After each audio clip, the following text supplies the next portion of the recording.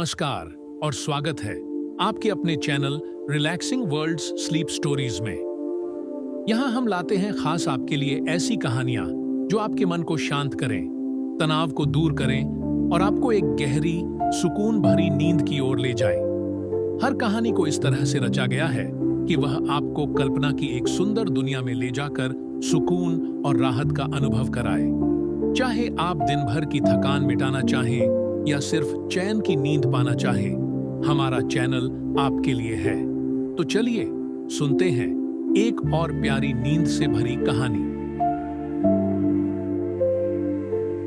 ये जलियांवाला बाग हत्याकांड भारतीय इतिहास की सबसे काली घटनाओं में से एक बन गया।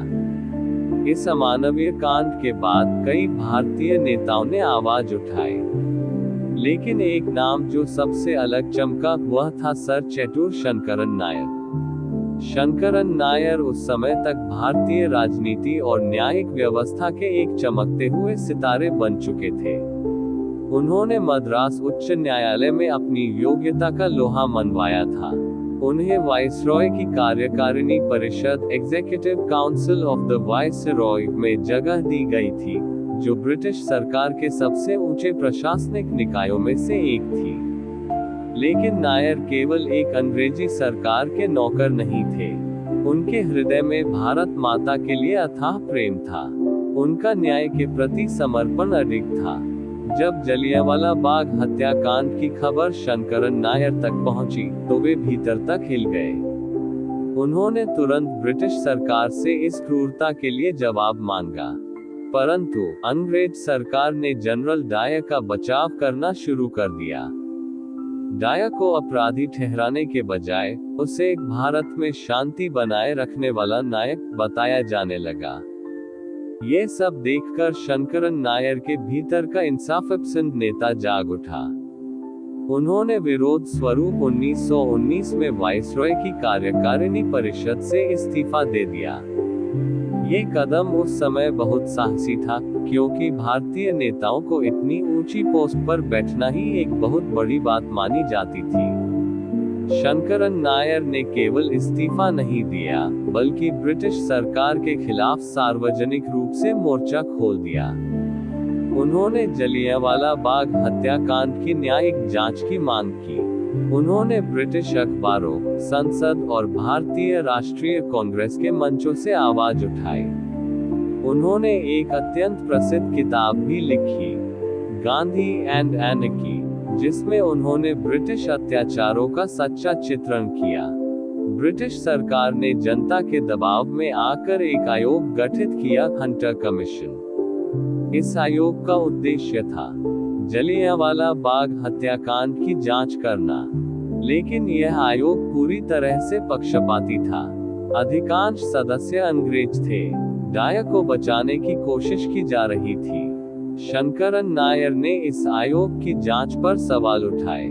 उन्होंने कहा कि यह आयोग केवल अपराधियों को बचाने के लिए बनाया गया है, न्याय दिलाने के लिए नहीं। उनकी इस निर्भीकता ने भारतीय जनता का दिल जीत लिया। जलियांवाला बाग हत्याकांड के बाद जनरल डायर और अंग्रेज अधिकारी भारत में कई मुकदमों में घिरे। इनमें से कुछ केसों में शंकरन नायर ने परोक्ष रूप से कानूनी मदद दी। ब्रिटिश सरकार ने शंकरन नायर पर भी दबाव बनाया, यहाँ तक कि शंकरन नायर पर मानहानि डेफेमेशन का मुकदमा भी किया गया, क्योंकि उन्होंने डायर को एक क्रूर हत्यारा कह दिया था। लेकिन नायर डरे नहीं। उन्होंने लंदन की अदालतों तक जाकर अंग्रेज सरकार के खिलाफ लड़ाई लड़ी। लंदन की अदालत में शंकरन नायर का मुकदमा एक ऐतिहासिक घटना बन गया। ब्रिटिश वकीलों ने उन्हें चुप कराने की कोशिश की, लेकिन नायर ने अदालत में दृढ़ता से अपने शब्दों का बचाव किया। उन्होंने कहा, मैंने जो कहा वह सत्य है। जनरल डायर ने निहत्थे निर्दोष भारतीयों पर जानबूझकर गोलियां चलवाई। जो मैंने लिखा वो एक देशभक्त का सत्य बयान है, न कि कोई झूठी कहानी। अदालत में शंकरन नायर के तर्क इतने प्रभावशाली थे कि ब्रिटिश प्रेस तक ने उनकी सराहना की। अंततः भले ही कोर्ट ने तकनीकी आधारों पर अंग्रेज सरकार का पक्ष लिया हो, लेकिन नैतिक रूप से शंकरन नायर ने दुनिया की अदालत में अंग्रेजों को दोषी ठहरा दिया था। भारत में शंकरन नायर नायक बन चुके थे। उनका नाम हर भारतीय के दिल में था। लोग कहते थे, वह अकेला आदमी जिसने अंग्रेजों की आंखों में आंखें डालकर सच कहने का साहस दिखाया। उनके इस संघर्ष ने स्वतंत्रता आंदोलन को नई ऊर्जा दी। महात्मा गांधी, सरोजिनी नायडू, बाल गंगाधर तिलक जैसे नेता भी उनकी प्रशंसा करने लगे। शंकरन नायर ने अपने पूरे जीवन में कभी सच्चाई से समझौता नहीं किया। वे मानते थे कि स्वतंत्रता केवल क्रांति से नहीं, बल्कि न्याय और नैतिक बल से प्राप्त की जा सकती है। उन्होंने लिखा, अगर सत्ता अन्याय से चलती है तो हमें अन्याय के विरुद्ध न्याय की मशाल जलानी चाहिए, चाहे हमारी जान ही क्यों न चली जाए।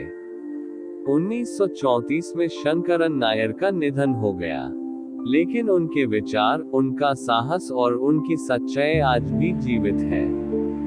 जलियांवाला बाग आज भी उनका मौन स्मारक है, जहां हर दीवार, हर कोना उनके संघर्ष की गवाही देता है। शंकरन नायर का जलियांवाला बाग कांड के खिलाफ संघर्ष एक अद्भुत गाथा है। अन्याय के विरुद्ध अकेले खड़े होने की, सत्य के लिए अपने उच्च पदों और सुख सुविधाओं का त्याग करने की, देश के लिए अपनी जान जोखिम में डालने की। आज हम जो स्वतंत्र भारत में सांस ले रहे हैं, उसमें शंकरन नायर जैसे नायकों का अमूल्य योगदान है। उनका जीवन हमें सिखाता है कि जब अन्याय हो तब चुप रहना भी एक अपराध है। शंकरन नायर ने हमें सिखाया, जब दुनिया चुप हो जाए तब एक आवाज भी क्रांति ला सकती है। अगर आपको ये कहानी प्रेरणादायक लगी हो तो इस वीडियो को लाइक करें, शेयर करें और उस हीरो को याद करें जिसने न्याय की खातिर अपना सब कुछ दांव पर लगा दिया। जय हिंद। अगर आपको हमारा विश्लेषण पसंद आया हो तो इस वीडियो को लाइक करें, शेयर करें